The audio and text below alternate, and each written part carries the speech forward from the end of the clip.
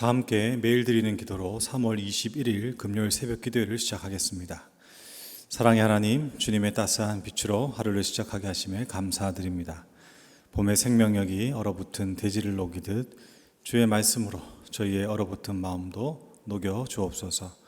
각 나라와 민족 사이에 있는 모든 갈등을 치유하여 주시고 용서와 화해의 온기로 채워 주옵소서.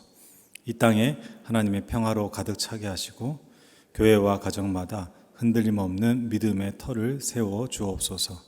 성령님의 인도하심을 따라 저희 교회의 신앙 지도 원칙인 경건한 복음주의 신앙의 육성, 성서적 생활윤리의 훈련, 교회연합 정신의 구현, 세상에서 하나님 공의의 실현을 위해 한마음으로 정진하게 하옵소서.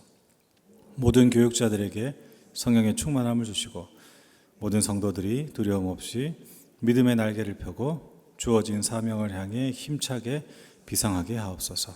예수님의 이름으로 기도드립니다. 아멘. 다 함께 찬송가 549장 부르시겠습니다.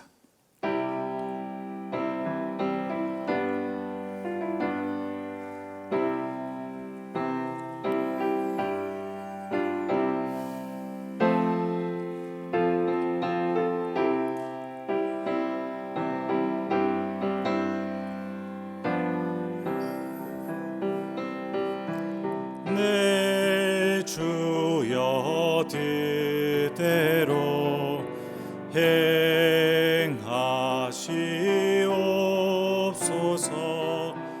온 몸과 영혼을 다 주께 드리니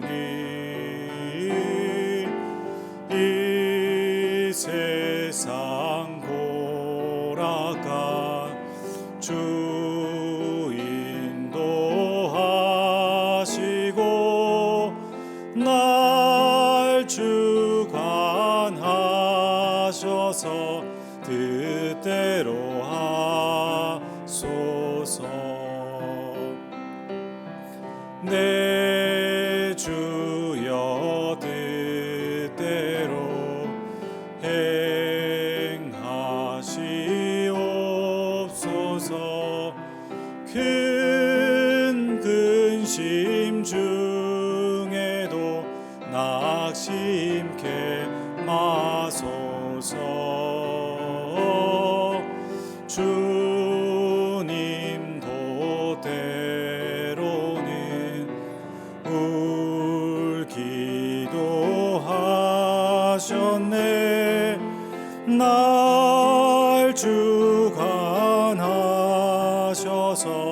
뜻대로 하소서. 내 주여 뜻대로 행하시옵소서. 내 모든 일들을 다 주께 맡기고 저 천성 향하여 고요히 가리니 살든지 죽든지 뜻대로 하소서.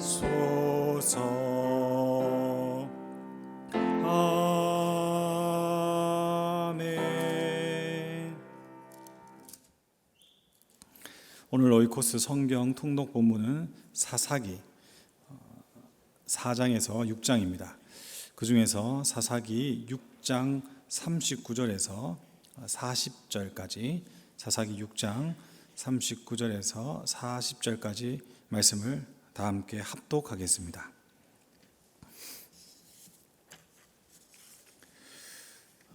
기도원이 또 하나님께 여쭈되 주여 오하지 마옵소서. 내가 이번만 말하리이다. 구하옵나니 내게 이번만 양털로 시험하게 하소서. 원하건대 양털만 마르고 그 주변 땅에는 다 이슬이 있게 하옵소서 하였더니 그 밤에 하나님이 그대로 행하시니 곧 양털만 마르고 그 주변 땅에는 다 이슬이 있었더라. 아멘.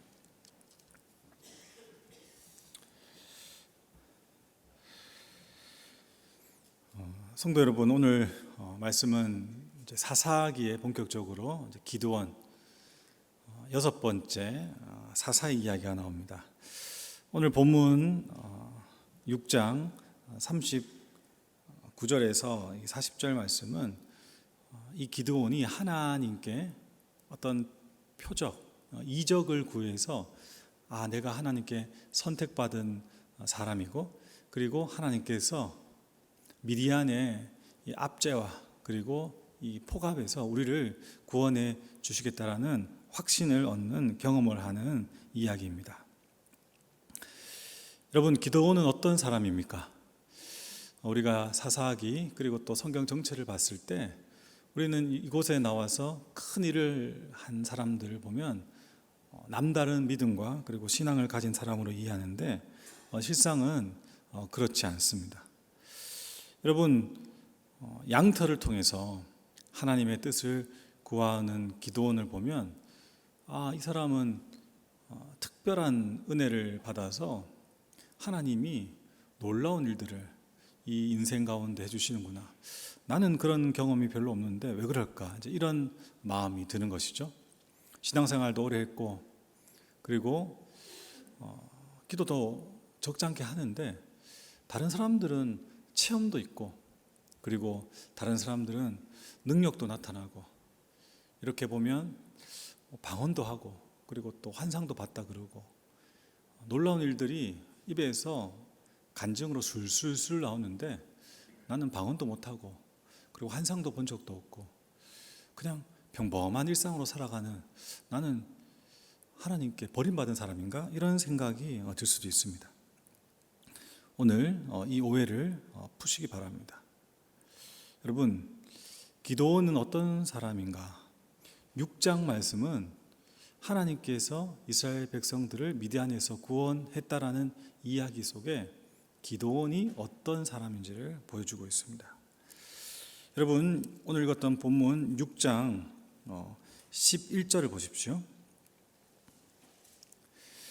여호와의 사자가 아비에셀 사람 요아스에게 속한 오므라에 이르러 상수리 나무 아래에 앉으니라. 마침 요아스의 아들 기드온이 미디안 사람에게 알리지 아니하려 하여 밀을 포도주 틀에서 타작하더니, 일제강점기 때 우리가 추수를 하거나 하면 일본에서 모든 걸 갖다가 그 공포와 폭력으로 다 이렇게 가져가 버리잖아요. 그렇죠? 이것을 갖다가 우리가 수출한다 이런 얘기 하는데 그게 아니고 말도 안 되는 가격에 다 그냥 수탈해 가는 것입니다. 미디안이 그렇게 했던 거죠. 밀을 수확할 때가 되면 이걸 다 수탈해 가니까 이 기드온은 어떤 사람이냐? 그냥 거기 맞춰서 살아가는 사람이죠. 뭐 저항한다든지 여기에 항거한다든지 이런 사람이 아닙니다. 그래서 소심하지만 어떤 사람이냐? 좀 집요하면서 신중한 면이 있어요. 그런데 이 집요하고 신중한 면이 뭐 대단한 일들을 일으킬 만한 능력이 있는가? 그렇지 않습니다. 그 13절 보시면 이렇게 이야기하고 있습니다. 13절 같이 읽겠습니다. 시작. 기드온이 그에게 대답하되 오 나의 주여 여호와께서 우리와 함께 계시면 어찌하여 이 모든 일이 우리에게 일어났나이까? 또 우리 조상들이 일찍이 우리에게 이르기를 여호와께서 우리를 애굽에서 올라오게 하신 것이 아니냐 한 그 모든 이적이 어디 있나이까? 이제 여호와께서 우리를 버리사 미디안의 손에 우리를 넘겨 주셨나이다 하니. 여러분, 기드온은 어떤 사람입니까? 우리가 어제 봤듯이 이 시대 정신에 충실한 사람입니다. 가늘고 길게 가는 사람이죠. 어제 사사기를 평가했던 한 세대가 실패했던 하나님의 백성의 변명이 큰 일을 본 자들만 사는 날 동안 여호와를 섬겼다. 기도니 뭐라고 그럽니까? 모든 이적이 어디 있습니까? 큰 일이 어디 있습니까? 내 삶에도 그리고 우리 민족에게도 기적과 이사 큰 일이 일어나지 않지 않습니까? 그리고 사사기 시대 때 어떻게 이야기합니까? 그 후에 일어난 다른 세대들은 여호와를 알지 못하며 여호와께서 이스라엘을 위하여 행하신 일도 알지 못하였더라. 변명거리가 되는 것이죠. 그래서 심지어 어떤 이야기까지 합니까? 이적이 없고 큰일도 없고 기적도 없으니까 하나님은 우리를 버리셨다. 그래서 우리는 이렇게 산다. 이렇게 이야기하는 거예요. 15절 보시면 므낫세 지파에 속했는데 이렇게 고백하죠. 나의 집은 므낫세 중에서 극히 약하고 나는 내 아버지 집에서 가장 작은 자이니이다. 이건 정말 그렇게 생각하는 것 같아요. 그리고 아니라 다를까 17절 보시면 후반부에 주께 은혜를 얻었사오면 나와 말씀하신 이가 주 되시는 표징을 내게 보이십시오. 여러분, 이것이 믿음입니까? 여러분, 이건 믿음이 아니죠.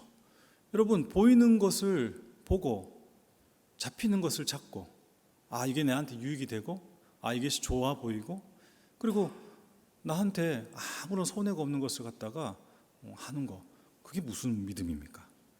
기도는 믿음을 가진 것이 아니라 하나님께서 은혜로 찾아오셨고 하나님께서 그 약한 기도원을 붙잡고 이제 사용하시려고 하는 것이죠.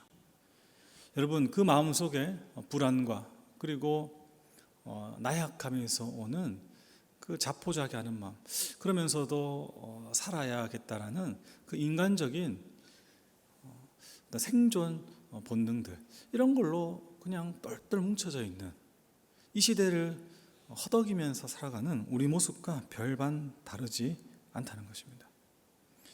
여러분, 결정적으로 27절 보십시오. 하나님께 표징을 보여주십시오라고 했을 때 지금 찾아와서 기도원과 대화하는 이가 하나님의 사자, 그러니까 하나님을 본 것으로 확인이 된데도 불구하고 표징을 달라 그랬고 표징을 받았어요. 그리고 거기서 여호와 살룸, 평강의 하나님이 나에게 찾아오셨다, 은혜를 받은 거예요. 그런데 그의 행동이 어떤가? 27절 이에 기드온이 종 10사람을 데리고 여호와께서 그에게 말씀하신 대로 행하되 그의 아버지의 가문과 그 성읍 사람들을 두려워함으로 이 일을 감히 낮에 행하지 못하고 밤에 행하니라. 하나님이 다 주셔도 담대하게 못하는 거죠. 여러분, 창세기 12장을 보시면 아브라함을 하나님께서 부르셔요. 그 인생의 그 막바른 그 끝자락에서 정말 희망과 소망이 없는 자리에서 하나님께서 부르시잖아요. 그런데 아브라함이 그 하나님의 부르심을 받고 하나님을 만난 놀라운 체험 이후에 바로 나오는 12장 후반부 이야기가 뭐냐? 가뭄이 드니까 하나님 도와주세요. 하나님 저를 복되게 하신다고 하셨잖아요. 기도하고 주님께 나가는 믿음의 선택과 행동을 하는 것이 아니라 어떻게 합니까? 그냥 약속의 땅, 약속의 자리는 저버리고 쪼르륵 남쪽 이집트로 갑니다. 이집트에 가서 하는 일이 가관이죠. 아리따운 자기 아내 사례를 저의 아내가 아닙니다, 저의 누이입니다, 이렇게 속여요. 여러분, 거기에 하나님이 어떻게 아브라함을 대하십니까? 징벌하거나 혼내거나 그렇게 하지 않으시죠. 하나님께서 이 아침마다 그 국률과 자비가 신실해서 우리가 여기 있는 것처럼 하나님께서 아브라함을 받으세요. 오히려 복을 주시고 오히려 이집트의 바로를 꾸짖으시고 그래서 다시 믿음의 여정으로 올 수 있도록 인도하셨죠. 오늘 읽었던 이 양털 기적도 마찬가지입니다. 이것은 특별한 믿음의 사람이 하나님께 표적과 표징을 구해가지고 얻는 놀라운 역사 이야기가 아닙니다. 뭐 대단한 이야기가 있는 것이 아니라 하나님께서 충분히 주셨고 하나님께서 충분히 함께 하시고 충분히 도와주시고 그리고 지지하시는데, 마치 이스라엘 백성들에게 네가 지금 가나안 땅에 들어가가지고 믿음으로 행하기만 하면 나의 약속의 땅을 성취할 것이라고 그렇게 말씀하시는데도 불구하고 아무것도 못하는 것처럼 기도는 그런 상태에 있는 것이죠. 그때 하나님께서 그 기도원의 그 수준, 눈높이에 맞춰가지고 또다시 표적을 보여주시는 것입니다. 사랑하는 성도 여러분, 하나님의 큰 일은 어디에서 일어납니까? 하나님의 기적과 이사는 어디에서 일어납니까? 그냥 가만히 있으면 일어납니까? 여러분, 그렇지 않습니다. 사도행전 1장 11절, 예수님께서 승천하셔서 그분의 공생애의 사역을 다 이루시고 고난과 순환, 그리고 죽음과 부활, 그리고 승천 이후에 예수님의 제자들과 그리고 예수님의 사람들은 어떤 모습을 하고 있었는지 사도행전은 정확하게 고발하고 있어요. 사도행전 1장 11절에 이렇게 이야기합니다. 이르되 갈릴리 사람들아 어찌하여 서서 하늘을 쳐다보느냐. 여러분, 이 말이 무엇입니까? 갈릴리 사람들아, 이 말은 예수님의 제자들 그리고 예수님의 사람들을 좋게 부르는 이야기가 아닙니다. 저기 촌구석, 배우지도 못하고 뭐 하나 가지고 있지 않은 바보 같은 그냥 촌뜨기, 이런 이야기죠. 그들이 그냥 하늘만 멍하게 바라보고 있는 거죠. 어찌하여 서서 하늘을 쳐다보느냐. 이 어리석은 사람들아, 하늘만 보고 있다고 뭐가 나오냐. 그냥 아이고 이거 어떡하나 탄식만 하고, 어제 보았던 말씀처럼 복임에서 울고 그냥 어떻게 되겠지, 누가 하겠지, 하나님 다 하시는데, 그러고 있으면 일이 되느냐 말이에요. 너희 가운데 하늘로 올려주신 예수는 하늘로 가심을 본 그대로 오시리라. 약속을 기억해라. 그 말씀을 붙잡으라. 그리고 그분이 명령하시는 대로, 시키는 대로 그 일들을 감당하라는 것이죠. 그리고 3절 딱 지나가지고 이 사람들이 이 여호와의 사자 천사의 말을 듣고 태도가 달라집니다. 어떻게 달라지느냐? 모든 제자들이 어디에 모입니까? 마가의 다락방에 모여서 다 거기 있어서 여자들과 예수의 어머니 마리아와 예수의 아들 아우들과 더불어 마음을 같이하여 오로지 기도에 힘쓰더라. 여러분, 행동을 하는 것이죠. 내가 지금 할 수 있는 그 일들을 하는 거예요. 이번 주에 말씀을 나누면서 신명기 29장 29절 말씀을 이야기 드렸습니다. 감추어진 일은 하나님께 있고 나타낸 일들은 우리에게 주어지는 것이죠. 자기가 해야 될 일들을 하는 거예요. 하나님의 말씀을 기억하고 그 말씀에 순종하는 것이 제자들과 예수님의 사람들에게는 딴 일을 하는 것이 아니라 모여서 성령이 오시기를 간절히 기도하는 그 일들을 한 것입니다. 여러분, 우리가 할 수 있는 일은 무엇입니까? 이 시대를 탓하고 그리고 이 시대 가운데 큰 일을 바라보고 기적과 이사를 갖다가 나도 체험했으면 좋겠다고 하는 것, 이것은 어린 아이의 신앙이죠. 이제 갓 믿음의 여정을 시작했던 아브라함과 같고, 그리고 성경에 나오는 위대해 보이지만은 하나님의 역사에 참여하지 못하고 머뭇머뭇거리는 그런 사람들과 같습니다.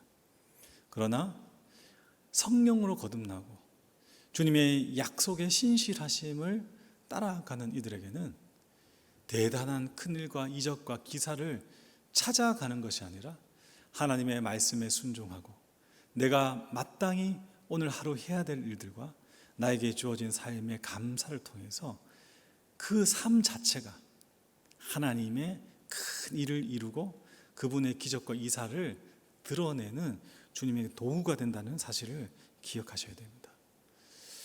여러분, 골로새서 말씀, 사도 바울은 골로새 교회에게 이렇게 이야기합니다. 골로새서 1장 22절에서 24절입니다. 이제는 그의 육체의 죽음으로 말미암아 화목하게 하사 너희를 거룩하고 흠없고 책망할 것이 없는 자로 그 앞에 세우고자 하셨으니 만일 너희가 믿음에 거하고 터 위에 굳게 서서 너희 들은 바 복음의 소망에서 흔들리지 아니하면 그리하라. 하나님께서 그 아들 예수 그리스도를 통해서 화목하게 하셔서 거룩하고 흠없고 책망할 것이 없는 자로 만드셨다는 거예요. 그래서 너희들이 정말 그 믿음 안에 있고 그 터 위에 굳게 서 있어서 복음의 소망을 가지고 살아가지 않는다라면 하나님이 원하시는 그 일을 해라. 그 일이 무엇이냐? 나는 이렇게 생각한다 라고 이야기하면서 사도 바울은 골로새서 1장 24절 이렇게 이야기해요. 예수 그리스도께서 너희와 화목하기 위해서 십자가를 지셨던 것처럼 나는 이제 너희를 위하여 받은 괴로움을 기뻐하고 그리스도의 남은 고난을 그의 몸된 교회를 위하여 내 육체에 채우노라. 사도 바울은 내가 해야 될 일이 무엇이냐? 큰일, 기적과 이사, 그건 나에게 속한 일이 아니죠. 그건 감추어진 일이에요. 내가 할 수 있는 일, 나에게 나타낸 일이 무엇이냐? 그리스도의 남은 고난을 채우는 그 일인 것입니다. 하나님의 사랑, 주 예수 그리스도를 통해서 허락하신 은혜가 무엇입니까? 저는 늘 반복해서 이야기합니다. 오늘 하루입니다. 오늘 하루. 그리고 천사도 흠모할 만한 인간으로, 인생으로서의 삶을 주님과 함께 살아갈 수 있는 것, 얼마나 큰 사랑입니까? 그리고 이 삶이 헛되지 않고 영원으로 이어진다는 것, 이것을 통해서 하나님이 영광 받으신다는 것, 이거 얼마나 놀라운 일이 아닙니까?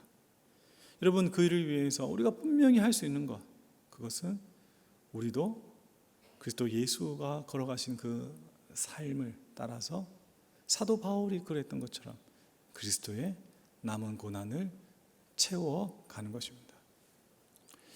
제가 한 10여 년 전에 할렐루야 교회에 전도 폭발 훈련을 받으러 갔습니다. 우리 교회에 이제 오게 되면 교역자들은 다 전도 폭발 훈련을 받아야 되거든요. 거기에 저를 책임지고 맡아서 훈련시키는 스텝 한 분이 계셨는데 할렐루야 교회의 권사님이셨어요. 그분이 자기 이야기 해도 된다 해가지고 오늘 새벽에 말씀드립니다. 이분은 믿지 않는 집안에 태어나서 청년 때 신앙을 가지게 됐는데, 그때 이제 기도 제목이 신앙의 가문이 얼마나 좋은지 그렇게 흠모가 되어서 기도를 믿음을 가진 형제와 결혼하고 싶습니다 라고 결혼을 했는데, 정말 믿음밖에 없는 형제와 결혼을 한 거예요. 그러다 보니까 이 마음속에 이 불만이 늘 가득했어요. 그래서 남편과 사이가 계속해서 안 좋아지는 거죠. 이혼만 안 했지 늘 불평, 불만이 많고 그리고 다투었어요. 그러던 터에 아이를 가지고 이제 애가 태어났는데 그 아이가 자폐인 거예요. 이 자폐인 그 아들을 이제 키우면서 그때부터 이제 기도를 하고 새벽 기도에 나가서 하나님과 씨름을 하기 시작했습니다. 뭐 딴 게 없었어요. 그런데 그 기도하는 새벽 시간에 하나님께서 어떤 말씀을 주셨느냐? 네 아들이 나을 것이다. 그리고 너의 삶이 믿음으로 역사할 것이다. 너에게 큰 일을 보여줄 것이다. 이것이 아니고 에베소서 5장 22절 초반에 있는 이 말씀, 아내들아 자기 남편에게 복종하기를 주께 하듯 하라. 이게 마음속에 팍 꽂히더라는 거예요. 생각해 보니까 자기가 남편보다 돈도 많이 벌고 그리고 일 처리하는 것, 삶을 선택하는 것들 훨씬 더 잘하는 것 같고, 그리고 한편으로는 이런 상황, 아이가 자폐고 그리고 이 불만 속에서 사는 이 지옥 같은 상황들의 모든 책임이 남편에게 있다고 생각했는데, 돌아보니까 말씀에 순종하지 않고 내 삶을 지키지 않았던 나에게 큰 문제가 있음을 발견했다고 해요. 그리고 이것을 가지고 회개하면서 남편을 섬기면서 살아가는 그 찰나에 전도 폭발을 알게 돼서 훈련을 받고, 그때부터 시작해서 지금까지 계속해서 전도하고 사람을 키우는 일을 감당했다고 합니다. 어떤 일이 일어났느냐? 일단은 남편과 사이가 좋아지면서 가정이 에덴, 천국으로 변하게 됐어요. 그리고 전도를 하는데 정말 전도하는 과정에서 귀신이 떠나가더래요.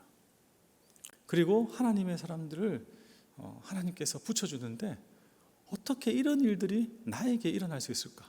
정말 하나님이 큰 일을 하시는 거죠. 그리고 그 자폐였던 애가 갑자기 어느 순간부터 좋아지기 시작하면서 제가 그때 이야기를 들었을 때는 여전히 자폐의 성향이 있지만 직업을 구해가지고 자기 일을 할 수 있는 수준까지 아이가 장성해서 자리 잡게 되었다라고 간증을 하시더라고요. 여러분, 오늘을 사십시오. 그리고 누구와 비교하지 마십시오. 비교를 하는 순간 하나님이 주신 평강, 여호와 샬롬, 그리고 하나님 주시는 기쁨, 에덴의 축복은 사라집니다. 나의 삶을 사십시오. 내가 할 수 있는 일들 최선을 다하십시오. 그 가운데 하나님은 여러분을 통해서 큰 일을 이루시는 것입니다. 오늘 하루도 그 복된 삶, 하나님의 약속의 삶을 걸어가는 우리 모든 영락교회 성도들 되시기를 예수님 이름으로 축복합니다. 기도하겠습니다. 하나님 아버지, 은혜로 불러주시고 저희들을 사용하셔서 주의 큰 일을 이루어 가심에 감사합니다. 저희들은 기도원처럼 아브라함처럼 약속에 걸맞지도 않고 주님의 일들에 익숙하지도 않은 그저 흙에서 와서 흙으로 가는 가련한 인생일 뿐입니다. 그러나 주님은 우리를 사랑하셔서 오늘을 주시고 그리고 인생을 살라 하시고 그곳에서 놀라운 생명의 일들을 이루시는 것을 이 새벽에 다시 기억합니다. 하나님, 우리 영락교회 모든 성도들의 삶에 찾아가 주셔서 기도원처럼 아브라함처럼 그리고 사도 바울처럼 예수 그리스도를 드러내 주시고 더 나아가 그저 주저앉아서 하늘만 바라보고 있는 인생과 신앙이 아니라 그리스도의 남은 고난에 참여하며 주신 사명에 열심을 내며 오롯이 나에게 주어진 삶을 믿음으로 경주하는 가장 큰 복 누리도록 인도하여 주시옵소서. 가는 길마다 지켜주시고 아버지 하나님의 능력으로 채워주시고 주님의 사랑으로 충만하게 하여 주셔서 하나님 마지막 순간 주님이 부르는 그날까지 승리하는 인생 되도록 늘 동행하여 주시옵소서. 하나님께 오늘 하루도 그리고 우리의 삶을 우리의 모든 인생을 온전히 맡기며 이 모든 간구 길이요 진리요 생명 되시는 예수 그리스도 이름으로 기도드립니다. 아멘. 이제 다 함께 작은 소리로 합심하여 기도하겠습니다. 연약한 인생들이 가지는 의심은 뒤로 하고 하나님의 사랑과 은혜를 따라 세상의 빛과 소금으로 살아가는 영락교회 성도 되도록 상반기 금요 권찰 모임을 통해 구역장과 권찰들이 영락의 지체들을 잘 돌볼 수 있도록 금요 기도회를 통해 영락의 모든 성도들이 하나님을 깊이 만나도록 다 함께 기도하시고 각자의 자리로 돌아가시겠습니다. 하나님 아버지 감사합니다. 연약한 인생 그저 받은 삶을 아버지 존귀하고 아름답게 하시고 그리고 영광스럽게 하셨습니다. 하나님 여전히 의심이 있고 여전히 불안하고 여전히 분주하지만 하나님 주님 우리를 사용하셔서 주의 큰 일을 행하신다고 하시니 저희들 믿음으로 순종하기를 원합니다. 아버지 전심전력을 다하여 기도하고 우리에게 주어진 삶을 열심히 살아가는 복된 인생 되도록 인도하여 주시옵소서. 아버지 영락교회 성도들의 삶의 자리마다 저마다의 져야 될 십자가가 있습니다. 하나님 외면하지 않게 하여 주시고 주님이 나를 부르셨다 믿고 그리스도의 남은 고난에 참여하며 하나님의 큰 일을 경험하고 누리는 그런 복이 있도록 오늘 하루도 붙잡아 주시옵소서. 하나님 아버지 오늘도 금요 권찰 모임으로 저희들 모입니다. 상반기 가운데 함께 하시고 구역장들에게 능력을 더해 주셔서 구역을 섬기며 성도들의 필요와 그리고 도움을 채워주는데 아버지 부지런한 주의 복된 일꾼들 되도록 주여 함께하여 주시옵소서. 오늘 금요 기도를 모을 때에 우리 모든 성도들 하나님 하늘만 바라보고 주저앉아 있는 삶이 아니라 약속의 말씀을 붙잡고 주의 말씀에 순종하는 마음으로 아버지 하나님께 나와서 일을 행하시며 이루시며 아버지 완성하시는 그분의 신실하심을 바라보며 부르짖고 기도하며 마가의 다락방에서 모여서 성령을 기다렸듯이 하나님을 덧입는 은혜의 시간 되도록 주여 인도하여 주시옵소서. 오늘 하루도 주여 주신 사명과 나에게 준 삶을 기뻐하며 감사하며 영광 돌리길 원합니다. 주여 도와주시고 인도하시고 하나님을 나타내 주시옵소서.